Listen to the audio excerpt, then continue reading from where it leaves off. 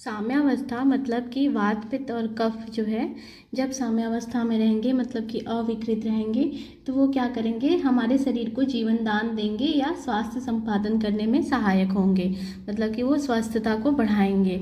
यही कह रहा है ये श्लोक। अब जो है कि ये देखते हैं कि हमारे जैसे एक श्लोक है, दोष धातु मल मूलम ही शरीरम। ये शरीर का मूल कहा गया है, किसे कहा गया है, दोष धातु और मल को। तो दोष तो ये त्रिदोष हो गए, वात पित्त कफ।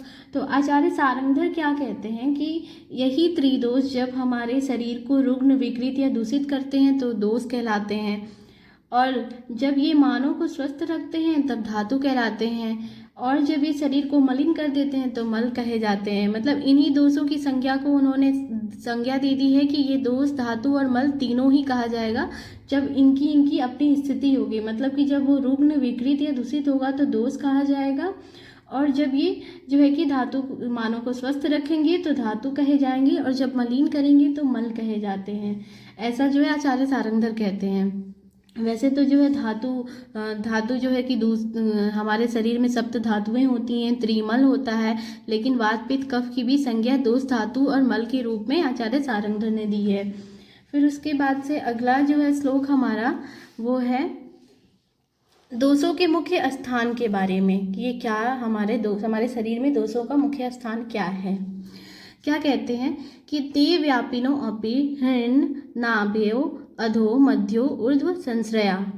ते शब्द किसके लिए आया है, वात पित्त और कफ त्रिदोषों के लिए ते शब्द का यहाँ प्रयोग किया गया। व्यापिनो अपि, व्यापिनो मतलब कि व्याप्त है संपूर्ण शरीर में, मतलब कि वात पित्त कफ जो है कि हमारे शरीर में संपूर्ण शरीर में व्याप्त है, परंतु अपि मतलब फिर भी, हृन्नाभ्यो मतलब हृदय और नाभि, अधो क्या होता है, नीचे के लिए कहा जाता है, हृदय और नाभि के नीचे, अधो मतलब नीचे वायु का स्थान है, मध्यो मतलब हृदय और नाभि के मध्य में किसका, पित्त का स्थान है, और ऊर्ध्व मतलब कि ऊपर हृदय के ऊपरी भाग में कफ का स्थान है।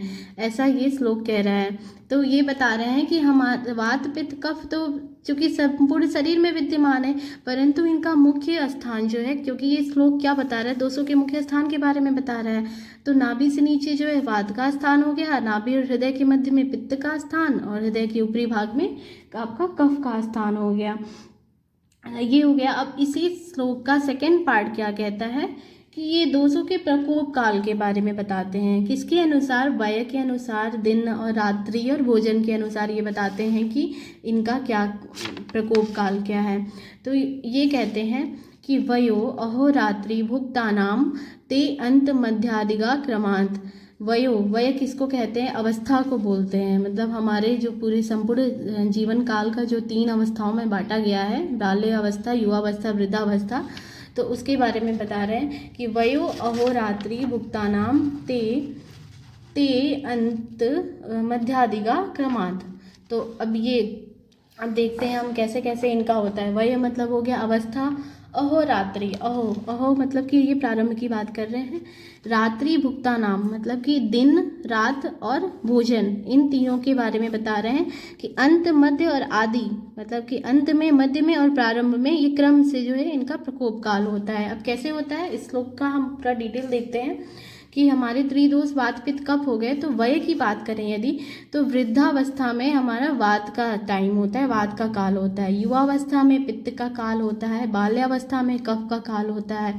अब इसको हम लोग ऐसे जैसे जनरल लैंग्वेज में देखते हैं कि क्या कहना चाहते हैं। वृद्धावस्था मतलब कि जो लोग बूढ़े हो जाते हैं उनके शरीर में बहुत दर्द होता रहता है। वात क्या करता है कि दर्द के लिए उत्तरदायी होता है। वात से हम ऐसे ही रात्रि का मध्य भाग जो है, जैसे दिन का मध्य भाग था, वैसे ही रात्रि के मध्य भाग में भी पित्त का स्थान होता है, पित्त का काल होता है। और रात्रि का मध्य कब से है, 10 बजे से लेके 2 बजे तक है। और रात्रि के प्रथम भाग में कफ का काल होगा, जैसे दिन के प्रथम भाग में कफ का काल था, वैसे ही रात्रि के जो है प्रथम भाग जो है 6 से 10 बजे तक कफ का काल होगा। ये आप लोगों को समझ में आ रहा होगा। अब जैसे भोजन के बारे में भी बता रहे हैं, दिन रात का तो हो गया, भोजन का देखते हैं कि कैसे होता है। जैसे दिन और रात के अंत में हम लोग वात का काल बता रहे थे, वैसे ही भोजन के अंत में जो है वात का काल होता है। भोजन के अंत कहने का मतलब क्या है, यहाँ पे पाचन से समझ में आ रहा है कि जब हम भोजन करते हैं तो उसकी पाचन शक्ति कैसे होती है, पाचन कैसे होता है, उसके बारे में बताया जा रहा है कि भोजन के अंत में वात का काल होता है, भोजन के मध्य में पित्त का काल होगा, क्योंकि पित्त ही तो क्या करता है कि हमारे भोजन को पचाता है, पचाने में सहायक कौन होता है, पित्त होता है। तो भोजन के मध्य में जब पित्त का काल होगा तभी तो डाइजेशन का काम अच्छे से होगा। भोजन के प्रारंभ में कफ का काल है, जब हम भोजन प्रारंभ करना चाहते हैं तो इस तरह से आपका ये तीनों काल हो गया। इसको आप लोग इसी चार्ट के थ्रू आप समझ सकते हैं और इसी तरह से इसको याद कर सकते हैं। जैसे अभी एग्जाम में भी लिखना रहे तो ये चार्ट बना देंगे आप तो सबसे बेटर होगा और मार्क्स अच्छे मिलेंगे आप लोगों को। So this is done for today. If you like my video, then like, share and don't forget to subscribe and press the bell icon for notification. Thank you.